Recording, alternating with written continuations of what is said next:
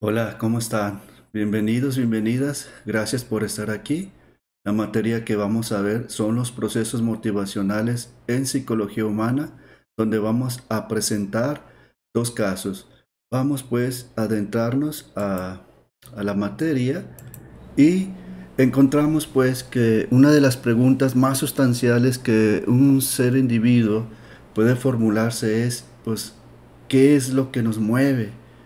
Y con esto no estoy demandando una explicación puramente física o biológica del estilo en que nos movemos, sino que gracias al sistema nervioso o porque diversas fuerzas externas actúan sobre nosotros, más bien podría reformular dicha disyuntiva desde la siguiente manera. Y es una pregunta básica. ¿Por qué hago lo que hago y no otra cosa?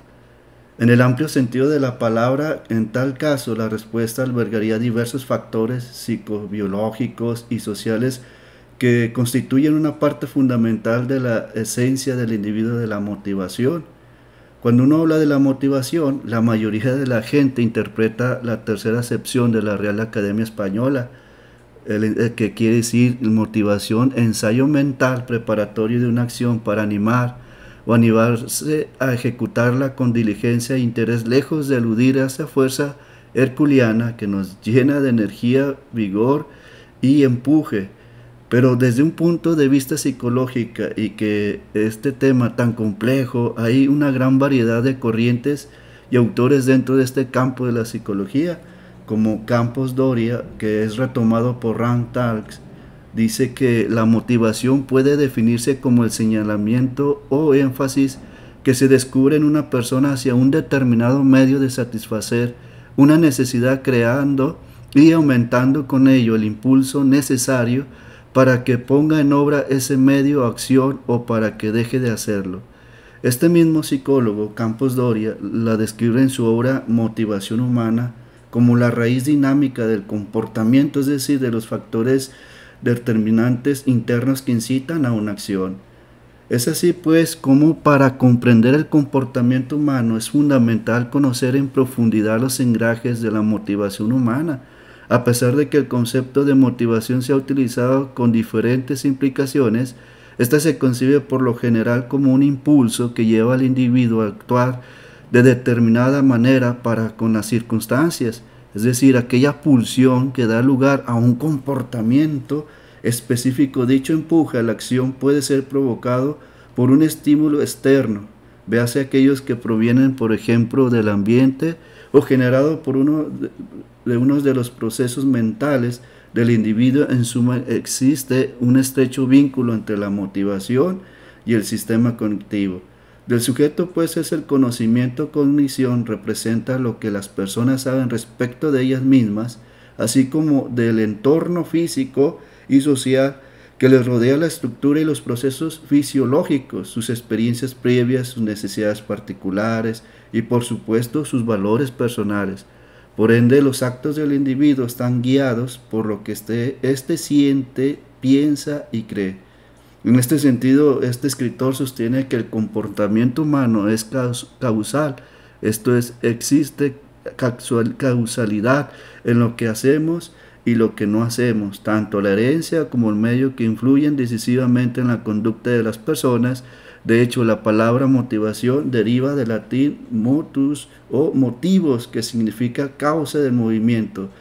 Decir que el marco de actuación causal equivale a decir que está motivado y que tiene razón. Por eso, cuando estamos entonces estudiando los procesos motivacionales de la psicología humana, pues tenemos que de alguna manera definir lo que son las motivaciones, las pulsiones, los instintos, incentivos, entender los principios biológicos de la motivación, relacionar la motivación y personalidad, conocer la pulsión, conducta y efecto del estrés, y también explicar lo que son las emociones como motivo. Así pues, como vamos a ver, son estos dos casos que nos vamos a encontrar, donde una es Pedro y el otro es Alberto. Pues ellos son amigos y compañeros de estudio desde la juventud. Ambos han seguido carreras similares. Comenzaron trabajando como auxiliares administrativos en un banco y en la actualidad los dos son directores de una oficina urbana de similar volumen y ambos son candidatos para el puesto de vicepresidente de una empresa importante de su sector. Estos ambos casos se observa una desmotivación muy importante que parece ser afecta, ya que parece ser que afecta lo que son su rutina, sus sentimientos. También estos motivos pueden ser distintos, aunque parezcan situaciones laborales iguales, son casos muy diferentes. Entonces, aquí está este caso.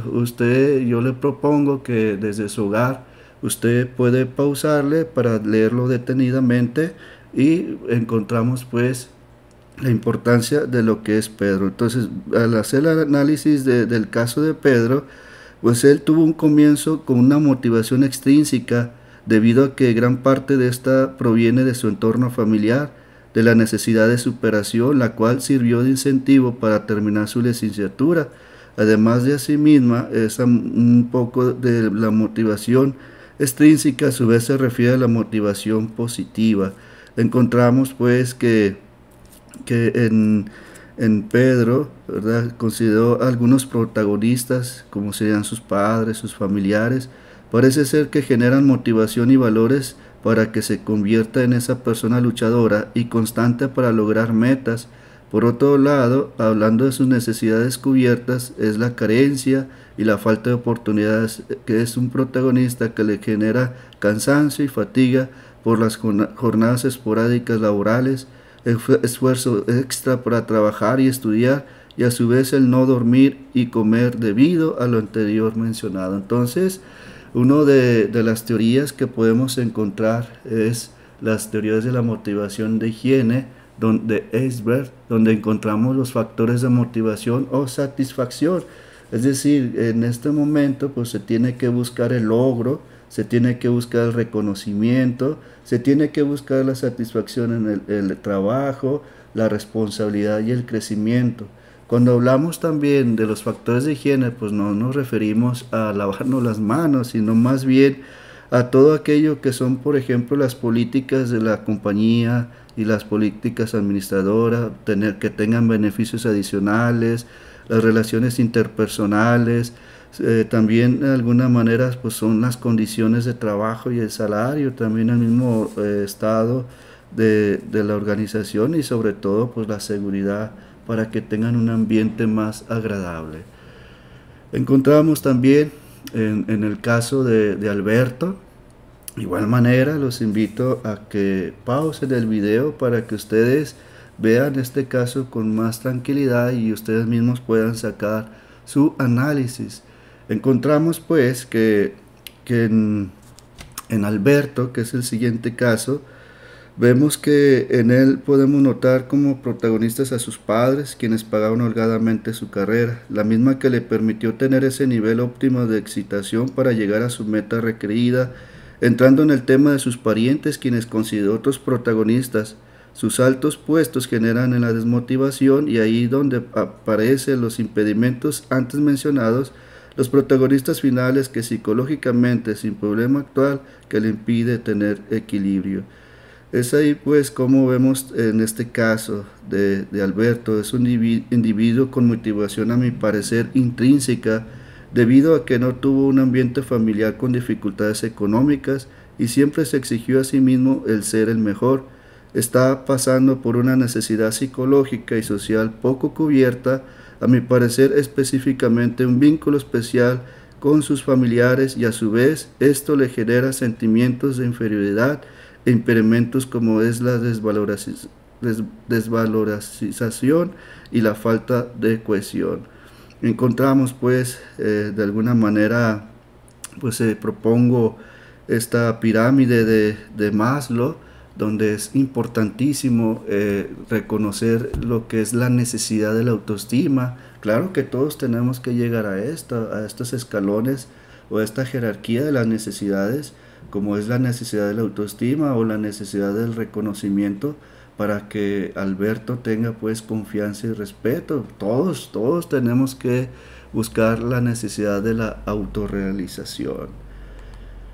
Entonces, ¿qué propongo para Pedro? Pues son 3 ejercicios o tareas a realizar. Una de ellas es con la ayuda de psicoanálisis para trabajar su ello, el yo y el superyo, motivarlo para que trabaje en sus necesidades fisiológicas afectados por causa del estrés y remitirlo con un médico para que haga un diagnóstico médico para descartar alguna enfermedad. Trabajar con él en los factores de motivación para que él pueda gestionarlo o dialogarlo con recursos humanos o su jefe de la empresa.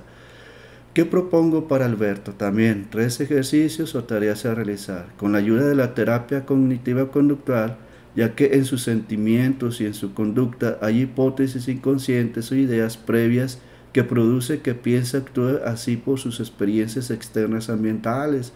Trabajar en su necesidad de autoestima para que deje de comportarse, de compararse, se focalice en el esfuerzo y no en el resultado. Y por último, empezar a ponerse pequeñas metas con el fin de cubrir el reconocimiento de la confianza. ¿Cuáles son pues las conclusiones a las que podemos llegar en esta materia?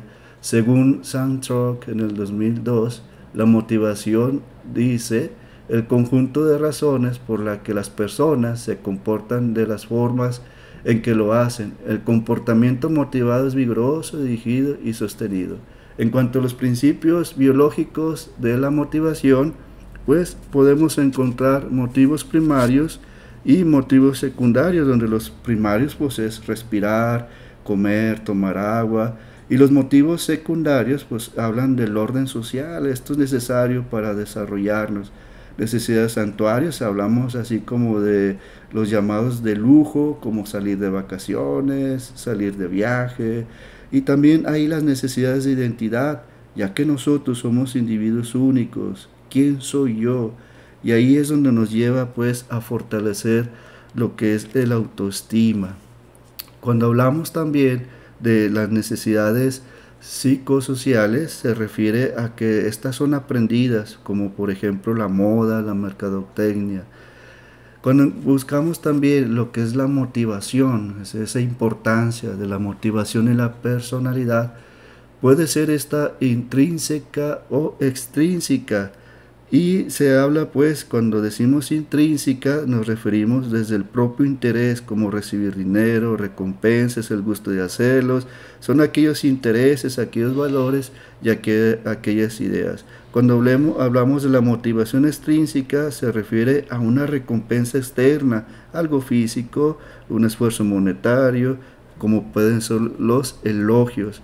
Cuando hablamos también de la personalidad, pues tenemos que tener en cuenta que existe el temperamento, que son biogenéticos, es decir, por herencia, y el carácter, que nos habla de que son aquellas experiencias o costumbres que vamos aprendiendo.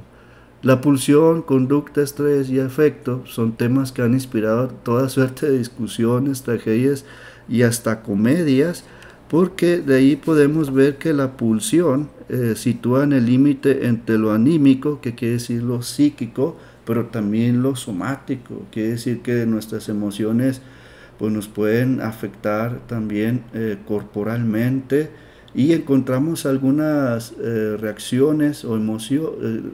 Las emociones son reacciones que nos hacen sentir miedo, sorpresa, adversión, ira, tristeza. Estas son emociones básicas.